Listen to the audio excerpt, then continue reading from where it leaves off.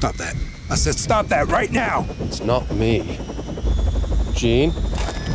Jean! Get down!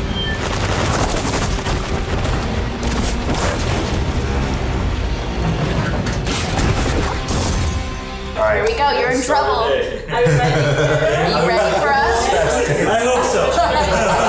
So, Simon, I was such a fan of the 90s animated cartoon. I used to program my VCRs to take them all before I went to school because it was so sophisticated before all this era of superhero movies, sound design, multiple cameras during the action scenes. I know that you went back to this source material for inspiration. What were you looking for? Yeah, I mean, I grew up on the comics more than the cartoons, but also the cartoons as well. Yeah. And Dark Phoenix was always my favorite story, and in the comics, it's my favorite story in all comics. But I went back to just look for little details that I could mine for the movie. And I also looked at the cartoon. Something I've done in all of these X-Men movies is look at the source material in the comics, also look at the cartoon, because I know a lot of people grew up on the cartoons more than the comics. And the cartoons are a little different, and they're inspired in their own way, and it's like what we do as filmmakers. You take the source material, you find what speaks to you in it, and you also try to find the essence of that material, and then you translate it into a different format.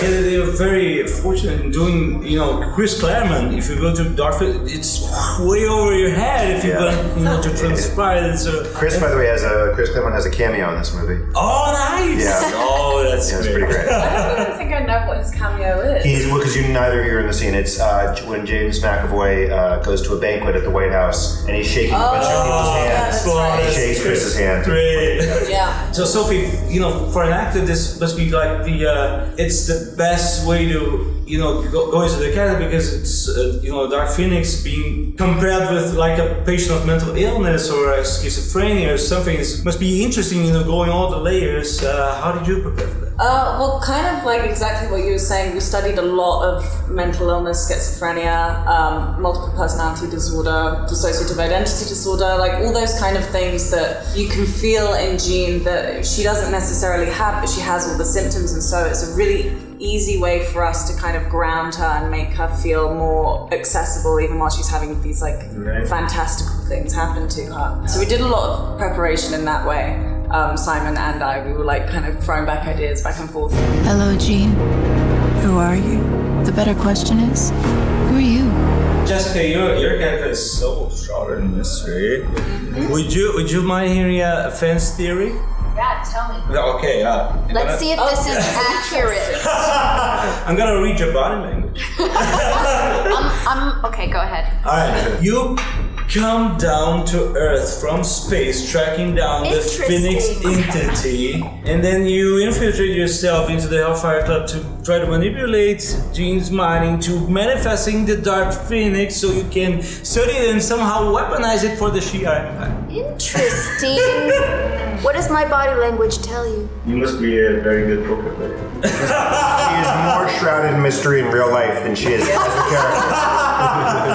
All I can tell you is that it's a character that's been created from a lot of other characters. Nice. And I have very strong powers, which was fun to play. Definitely, I think my character's motive in the film is to encourage Jean to not be afraid of her newfound power, to really explore it and value it and see it as something that makes her special and powerful.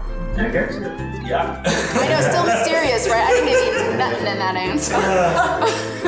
So, we've been teased before for the Dark Phoenix saga in the earlier pictures, and sharing the storyline with other plot lines. So when I got the full attention to this saga, and it deserves it because it's so complex and awesome. So why did you think this was the time to go for it? It has been explored, like you said in film before. X3, Last Stand had the Dark Phoenix story in it, but the Dark Phoenix was the subplot of that movie as opposed to the main plot of that movie and the only plot of that movie, which is what it should be, because it's such a massive story. In fact, I think it's too massive a story to even tell entirely in one film. So we had to be selective about what it was, or I had to be selective about what it was that was most important to tell and most integral and essential to the Dark Phoenix story. And the reason why I thought it was time was movies in this genre are so complex now. They're so psychologically complex, emotionally complex. They've gotten so sophisticated, and I feel like there's an expectation from the audience of these films to keep raising the bar, either in terms of the visual sophistication or the character or story sophistication, just to continue to evolve this genre.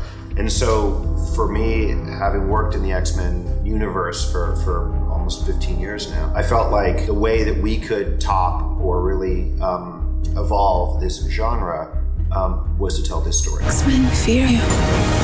And what they fear, we seek to destroy. Saying before that, you're going to like a family problem. It's like it's a big thing, but it's also very intimate for them. How did you guys feel about this? I loved it because I've seen effects of things like mental health problems or like drug addiction in people's lives and how that affects the people around them, the family breaking apart, kind of not being able to help that person, and doing so they kind of are pushed away. And so it's really interesting because in a movie where you sometimes feel like it's like all like special effects, like powers, but really this is a very grounded story that would be a complete story even if the special effects weren't even in it. And so this is like a family drama, this movie, really. Thank you, guys. Thank you. Thank you. Thank you so much. Yeah.